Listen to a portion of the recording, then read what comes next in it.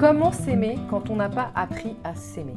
Bonjour, bienvenue sur Ambea, la chaîne experte pour trouver sa voie. Je suis Déborah Chapelle, votre coach experte en prise d'action et en affirmation de soi. Aujourd'hui, j'avais vraiment envie de vous accompagner sur le principe de faire ressortir sa personnalité. Vous êtes unique, donc faites ressortir votre unicité. Donc comment s'aimer quand on n'a pas appris à s'aimer? Moi j'ai vraiment envie de vous accompagner à ce que vous preniez conscience de votre valeur. Donc première chose, prenez des notes. Prenez une feuille et titrez-la mes valeurs. Parce que là-dessus, on va travailler sur quelles sont vos valeurs. Donc comment identifier ces valeurs? Sur cette feuille, je vais vous noter quelques questions que je vais tout de suite vous dire. Qu'est-ce qui est vital pour vous dans ce monde? L'important, c'est de réaliser que qu'est-ce qui nous rend unique, ce sont nos propres valeurs. Donc, votre unicité vient de vos valeurs. Si vous n'avez pas identifié vos valeurs, comment voulez-vous vous rendre compte de votre unicité? Vous vous accrochez à quoi finalement pour croire que vous êtes unique? Donc vraiment, n'hésitez pas à re-regarder ma vidéo sur l'identification de ces valeurs. La deuxième question que vous allez noter sur votre feuille, c'est quelles sont mes qualités? En gros, la vraie question que vous devez vous poser, c'est qu'est-ce qui vous fait dire de vous que vous êtes une bonne personne? Ne répondez pas nécessairement tout de suite, ça va vous demander du temps. Finalement aussi, aidez-vous de votre entourage. Posez la question à vos proches.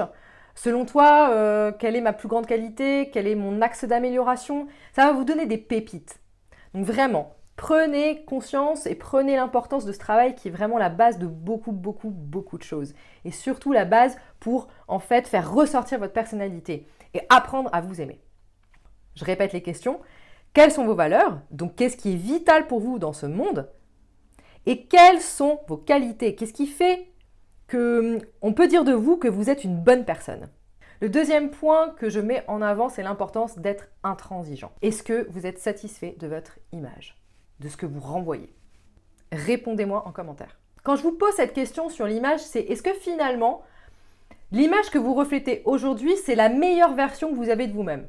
En fait, la meilleure version qu'on a de nous-mêmes, c'est quand on se projette dans un futur proche ou lointain, on se voit de manière physique, on se voit de manière mentale, on voit les changements qu'on a opérés dans notre vie qui nous posent problème. Donc finalement, la question aujourd'hui, c'est est-ce que l'image que vous reflétez aujourd'hui est très proche de l'image que vous avez de vous-même à genre over the top, votre meilleure version de vous-même?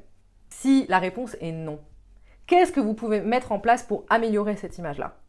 Quelles sont les prochaines actions que vous allez mettre en place pour enfin être la meilleure version de vous-même?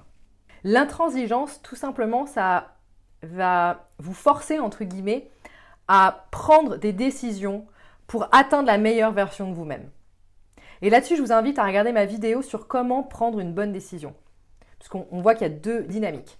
Donc vraiment, je vous invite à la regarder. Enfin, le troisième point que j'ai vraiment envie de vous partager et qui pour moi est plus une réflexion qu'autre chose, finalement, s'aimer, c'est aussi passer à l'action. Donc prendre le contrôle de ces émotions désagréables. On a tous des émotions agréables et tous des émotions désagréables. Et prendre le contrôle, ça ne veut pas forcément dire ne plus les ressentir ou ne plus avoir d'émotions désagréables. Mais ça veut tout simplement dire savoir les accueillir, les accepter et les digérer. N'hésitez vraiment pas à liker la vidéo, à me laisser un commentaire pour savoir si cette vidéo vous a plu ou pas du tout. Ensuite, j'ai envie de vous poser une question. Est-ce que vous connaissez votre personnalité couleur? Si ça vous intéresse, je vous laisse dans le lien la possibilité de me contacter pour passer le test. Je serai super contente de pouvoir vous accompagner à identifier votre couleur dominante dans votre personnalité. Je vous dis à très bientôt pour une prochaine Minute Coaching. Je vous souhaite une très belle journée. À bientôt, ciao.